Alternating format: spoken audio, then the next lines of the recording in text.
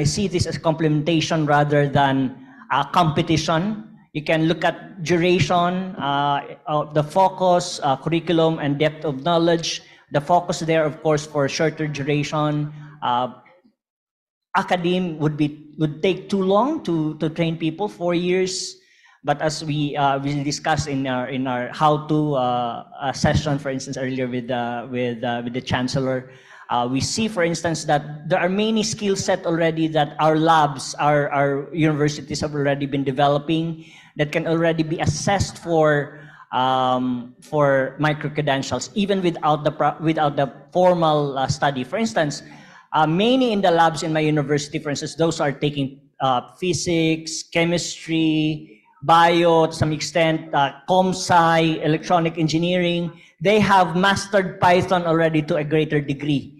And so you can already say that they are worth at least a certain micro credential that the industry can provide. So I see this again as a complementation, these things, rather than a competition. So for micro credentials, you have focused, and for academic degrees, they basically are about broad as opposed to focus on specific skill set.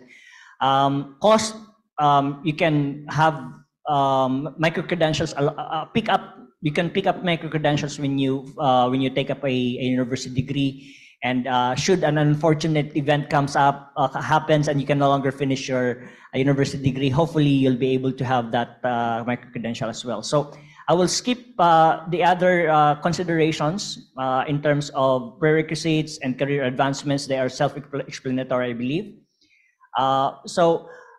Earlier on in the talk of Dean Joan explained EU and UNESCO definitions of micro-credentials. I see them as emphasis rather than being diametrically opposed to each other. So I've been alluding to the UPOU roadmap on micro-credentials, and I hope people in this room will also pick up from what OU has started. This is what I've been telling at least my chancellor, to at least pick this up. And when I talk to other chancellors in the University of the Philippine system, I also would say just take the leadership from the OU and see where we can develop or enhance this for specific context. For instance, Cebu, they have strong industry connection with their BPO industry also in Cebu. And I'd say that you can take the roadmap from UPOU and see which ones can you specialize in terms of offerings as opposed to reinventing the wheel.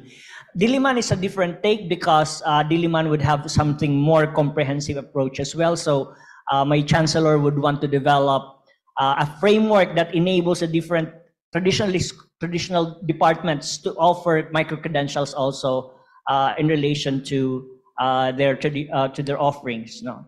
So portable, QA-based, all these were discussed already by Vice Chancellor Prime. I will skip them, and some justifications on how we can position this in the under the legal environment we have. And I will just get to the point where we have to ask the questions, what's the next moves. And somehow you already touched upon this, but maybe heads up to our colleagues in the different universities who are interested in micro-credentials. So we want micro-credentials, at least for my university, we want micro-credentials to be interlinked with our academic offerings. No? We cannot wait 4 years, 5 years to finish a degree and not have anything to show for it. And that's where the micro-credentials would come in. So hopefully UP will be able to offer industry-recognized micro-credentials. As I said, my example was Python, for instance, among others. Now our group is also developing other things like for data analytics, for instance. You might consider micro-credentials for R, for instance. No? UP as charter member of the Philippine Micro-Credentials Consortium, hindi ko pinapangunahan yung mga kasama, but I've been floating this idea already with my president, and the idea is hopefully everyone in this room will be joining that consortium. I'm making a pitch already to some of our colleagues in the audience, making network connections. So mover of the fourth industrial revolution, AI, as you can see, blockchain-powered micro-credentials. There are we are developing the white paper on the architecture of micro-credential powered by blockchain powered credentials now, and there are reasons why we should put our micro-credentials on the blockchain.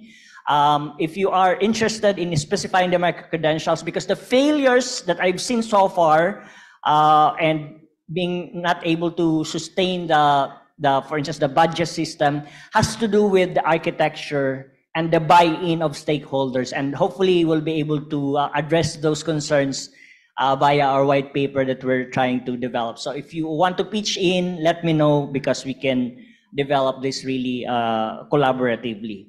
So that's about it from my end. Thank you very much.